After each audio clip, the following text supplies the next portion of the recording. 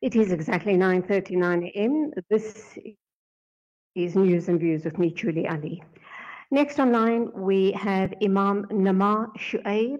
He is a Nigerian-based journalist and he's here to talk to us about the Nigerian army on rampage, how the Nigerian security forces are killing and maiming southeastern residents due to self-determination agitation. Imam, Salaam Alaikum, welcome to the program.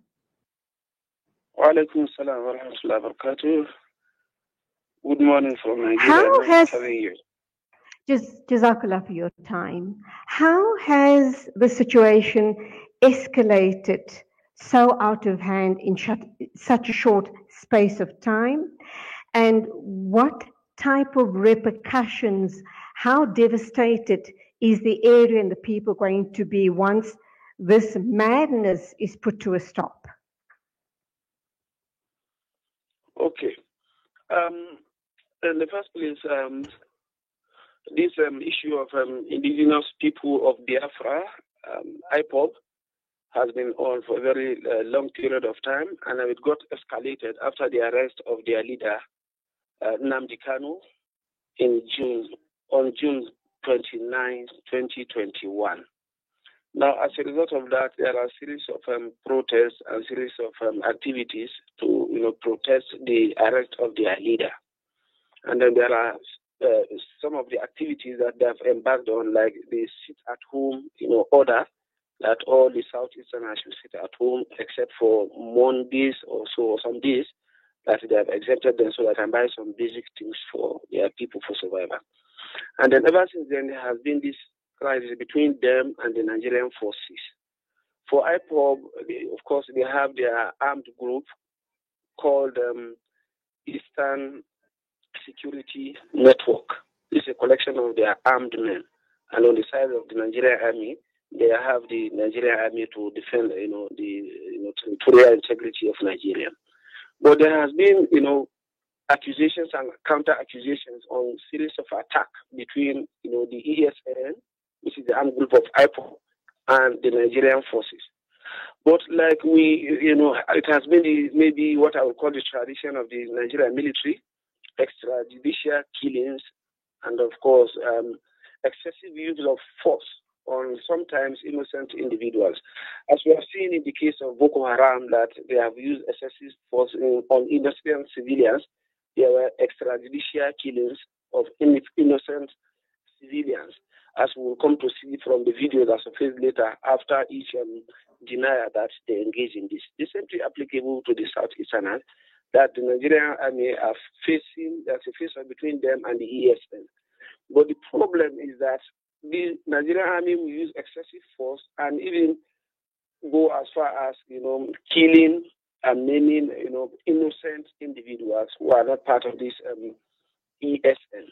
Instead of them to engage the ESN, who engage them, while applying the rules of engagement, of course, they use excessive force by killing innocent individuals, by burning properties, by arresting innocent individuals. And this is as a result of the nature of the warfare between them and the ESN. It's not a confrontational war. It's like the style Boko Haram use. It's like guerrilla warfare. Sometimes ESN member will attack and the military will counter-attack. And by the time they counter-attack, of course, you know that the civilians that will suffer. So this has been the nature of, fight between them. And the whole thing got escalated after the arrest of Nnamdi Kanu. And of course, you will remember the famous tweet by the president that those who are misbehaving will be treated in the language they understood. Will be treated in the language they understood means that they will be handled by the Nigerian military. And of course, you know that in most of the cases, as we have seen, as I've started earlier, you discover that there are no rules of engagement. And of course, there will always be civilian casualties.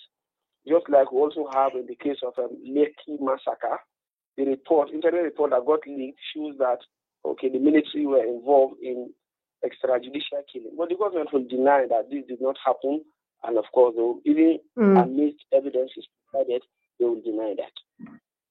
So we're talking about forced detentions, we're talking about disappearance of people, we're talking about burning and looting of houses and property.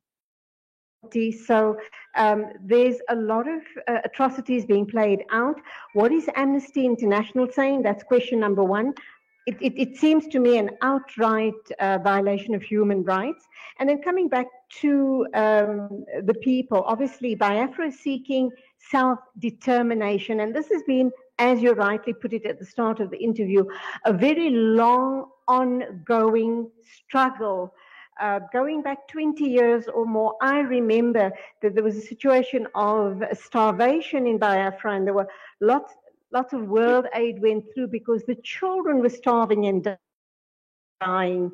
And still, that many years later, it seems that the people of Biafra, their situation has not changed.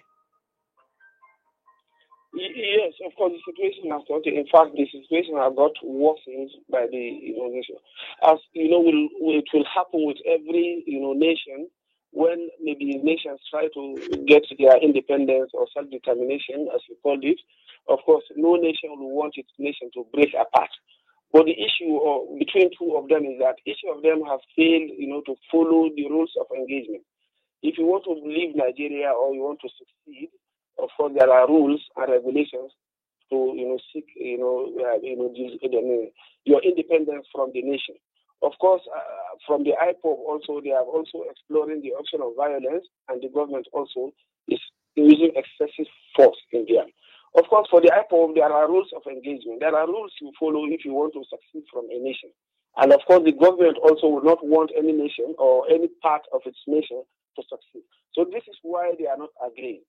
The IPOB people want to go. They want to leave Nigeria, and the government is not willing or is not allowing because, of course, every nation will also want to defend its territorial integrity and, of course, protect its corporate existence, of course, in unity. So this has been the case. This will want to go, and the government is not willing, or it doesn't speak well of the current administration, that during its administration also, it was when IPOB proceed from Nigeria. And of course, they are exploring, other options, trying to use violence by establishment of ESN, which is the Eastern Security Network. This is why the situation has been in the form of tension and a very long struggle between them and the government. They would have explored other democratic processes. We are in democracy, and it's expected that they explore democratic process so that they can seek their independence by way of referendum or something like that. But of course, using force will, generate no good, except that we'll come to the round table and discuss these issues and iron issues out and take the best option. So this is why the problem has been lingering a very long period between them and the government. Mm-hmm. Unfortunately, we also hear that Buhari has responded with a very heavy hand, and not unless the two parties get together, sit down at the table and trash out the necessary issues, will hopefully peace prevail. Imam Namar Shuaib, Nigerian-based journalist, shukran very much for your time. We're going to have to leave it there. Assalamu alaikum to you. Wa alaikum salam. 9:48 exactly, news and views on Salam Media. We will be going for a break, and when we come back, we're going to be talking about the other whammy for the day, and that is the big fuel price hikes that comes into effect midnight tonight. So stay with us. Looking to get your kick?